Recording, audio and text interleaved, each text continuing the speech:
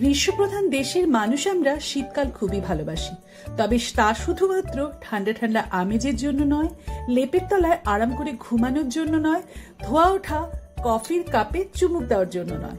এই সময় পাওয়া যায় নানা রকম কালারফুল সবজি, যা খেতে, দেখতে, গন্ধে, রূপে অসাধারণ। আজ আমি নিয়ে এসেছি তাই winter special dhaba style mixed vegetables paratha. নমস্কার বন্ধুরা, আপনারা এই মুহূর্তে আছেন ফুডস অ্যান্ড প্যাশন বাই অর্পিতার কিচেনে। স্টাইল মিক্সড ভেজিটেবলস পরোটা বানানোর জন্য আমি প্রথমেই নিয়ে নিয়েছি 1 কাপ আটা ও 1 কাপ ময়দা। ওতে মিশিয়ে দিচ্ছি 1 চা চামচ ক্যারাম সিডস বা জোয়ান হাতে ডলে খুব ভালো করে মিশিয়ে দিচ্ছি, যাতে এর গন্ধটা খুব ভালোভাবে এনহ্যান্স হয়।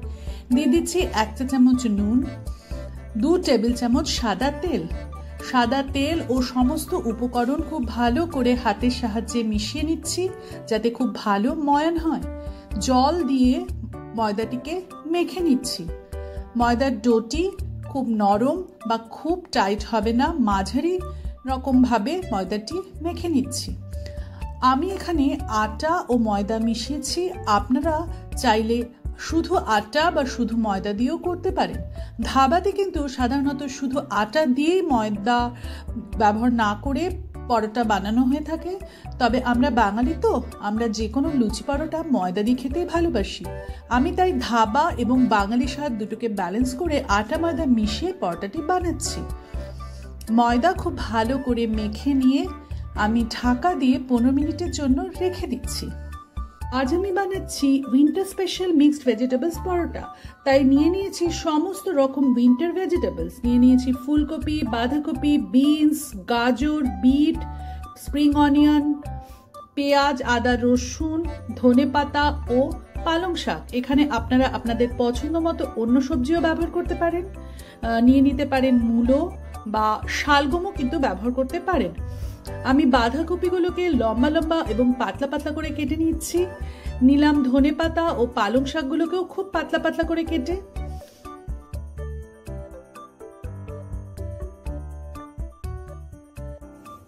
এবার গাজর, ফুলকপি ও বিটকে গ্রেটারের সাহায্যে লম্বা লম্বা করে গ্রেট করে নিলাম। এবার আমি পেঁয়াজও কিন্তু লম্বা লম্বা করে কেটে নিয়েছি, এর সাথে আদা ও রসুন ছোট ছোট করে কুচিয়ে নিয়েছি। আপনারা চাইলে আদা বাটা ও রসুন বাটাও ব্যবহার করতে পারেন।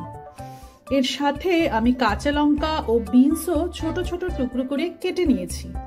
সমস্ত উপকরণকে আমি একটা বোলে ট্রান্সফার করে নিলাম। স্প্রিং অনিয়ন আমার কাটা হয়েছিল না, আমি স্প্রিং অনিয়নগুলোকেও কাঁচি দিয়ে কেটে ওই বোলে দিয়ে দিলাম। আমার পছন্দ মতো সব রকম ভেজিটেবলস দিয়েছি। আপনারা কিন্তু আপনাদের পছন্দ মতো কোনো ভেজিটেবল এখানে অ্যাডও করতে পারেন বা কিছু ভেজিটেবলস আপনারা বাদও দিয়ে দিতে পারেন। আমি এতে দিয়ে দিলাম একটা সেদ্ধ আলু কিন্তু মিক্সড ভেজিটেবল পরোটাতে অপশনাল, আপনারা চাইলে নাও দিতে পারেন। তবে আবারও বলছি, আমরা বাঙালি তো সবে আলুর ছোঁয়াটা পছন্দ করি। আলু গ্রেট করে আমি ওখানে মিশিয়ে দিলাম। ওপর থেকে ছড়িয়ে দিলাম 1 টেবিল চামচ গোটা জিরে। এবার সমস্ত উপকরণগুলোকে ভালো করে মিশিয়ে নিচ্ছি। দেখুন, আমি কিন্তু এই সময় নুন ব্যবহার করলাম না। আমি যদি এই সময় নুন দিয়ে দিতাম এবং হাত দিয়ে খুব ভালো করে মেশাতাম, তাহলে কিন্তু সমস্ত ভেজিটেবলস থেকে ওয়াটার রিলিজ হয়ে যেত। তাহলে আমরা এই পরোটাটা বানানোর সময় খুব অসুবিধার সম্মুখীন হতাম। আমি সমস্ত উপকরণ ভালো করে মিশিয়ে ঢাকা দিয়ে কিছুক্ষণের জন্য রেখে দিলাম। এবার আমার মাখা আটা থেকে আমি 6টা সমান মাপের গোলা তৈরি করে নিলাম। আপনারা পরোটার সাইজ কতটা ছোট বা বড় রাখতে চান সেই হিসেবে গোলা নিয়ে নেবেন। এবার মিশ্রণটিকে আমি নিয়ে এর মধ্যে মিশিয়ে দিচ্ছি স্বাদ মতো নুন। আমি কিন্তু কোনো অন্য রকম মশলা এই মিশ্রণে ব্যবহার করলাম না, কারণ আমি চাইলাম যে সমস্ত রকম ভেজিটেবলসের যে নিজস্ব স্বাদ সেটা বজায় থাকে। অন্য কোনো মশলা দিলে সেই স্বাদটা কিন্তু একটু হলেও হ্যাম্পার হয়। আমি নুনটা কিন্তু মেশালাম, তবে চামচের সাহায্যে হালকা হাতে। বেশি চটকে মেশালে কিন্তু ওয়াটার বেরিয়ে আসবে বা জল বেরিয়ে আসবে সবজি থেকে, তখন পরোটা স্টাফ করতে কিন্তু খুব অসুবিধা হবে। এই আমি একটা গোলা নিয়ে তার মধ্যে খানিকটা করে স্টাফিং ভরে আমি একটা করে করে গোলা তৈরি করে নিলাম। দেখুন আমি গোলাকে বেলে নিয়ে তার মধ্যে আমি 2 টেবিল চামচ মতো স্টাফিং ভরলাম। এবার মুখটাকে বন্ধ করে হাতের সাহায্যে চ্যাপটা চ্যাপটা করে আমি এই গোলাটাকে তৈরি করলাম। এতে কি হবে, আমরা যখন পরোটা বেলবো তখন সুবিধা হবে। দেখুন আমি হাতের সাহায্যে ঘুরিয়ে ঘুরিয়ে এমনভাবে আমি গোলাটাকে চ্যাপটা করে দিলাম যাতে সমস্ত উপকরণ, ভেতরে যে স্টাফিংটা আছে তা পুরোপুরি ইভেনলি ছড়িয়ে যায়, একটা জায়গায় যাতে বসে না থাকে, তাহলে কিন্তু পরোটা বানাতে অসুবিধা হবে। আমি এইভাবে সবকটা গোলাতে স্টাফিং ভরে নিলাম।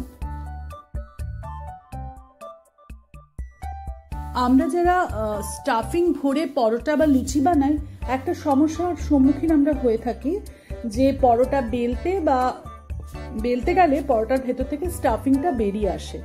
সেই সমস্যার সম্মুখীন যাতে না হতে হয়, সমস্যা থেকে বেরোনোর জন্য আমি একটা টিপস দিচ্ছি, আপনারা অবশ্যই ফলো করবেন। এই গোলাগুলোতে দেখবেন হাওয়া ভরে গেছে, হাওয়া ভরে যায়, আমরা যখন স্টাফিং ভরি আমরা জানি। সেই হাওয়াটা থাকে বলেই যখন আমরা বেলতে যাই হাওয়াটা রিলিজ হওয়ার জন্য এটা বেরিয়ে যায়, পরোটাটা ফেটে যায়। আমি কি করলাম, কাঁটা চামচের সাহায্যে একটা দুটো করে হোল করে দিলাম প্রতিটা গোলার ওপরে, তাতে যাতে হাওয়াটা আগে থেকে রিলিজ হয়ে যায়। এইবার হালকা হাতে পরোটাগুলোকে আমি বেলে নিচ্ছি।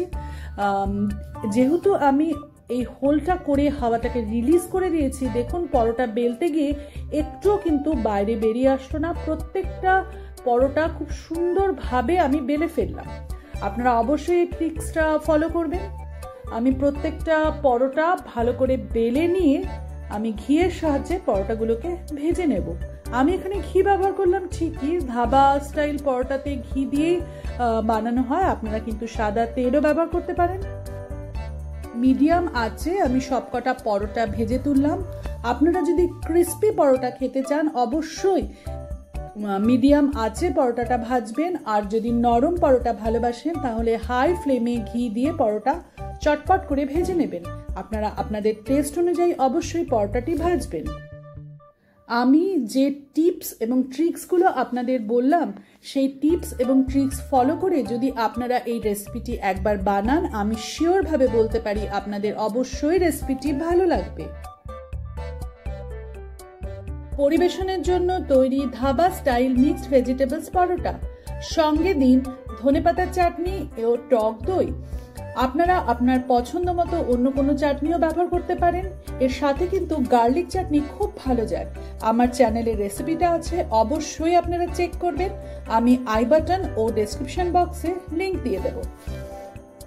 শীতকালের এই দারুণ সবজিগুলো আপনার ফ্রিজে থাকলে অবশ্যই বানিয়ে নিন এই মিক্সড ভেজিটেবলস পরোটা, এনজয় করুন ধনেপাতার চাটনি ও দইয়ের সাথে। রেসিপিটা ভালো লাগলে আরো নতুন নতুন রেসিপি পেতে চাইলে আমার চ্যানেলটি অবশ্যই সাবস্ক্রাইব করুন। সুস্থ থাকুন, আনন্দে থাকুন, আমার সঙ্গে থাকুন।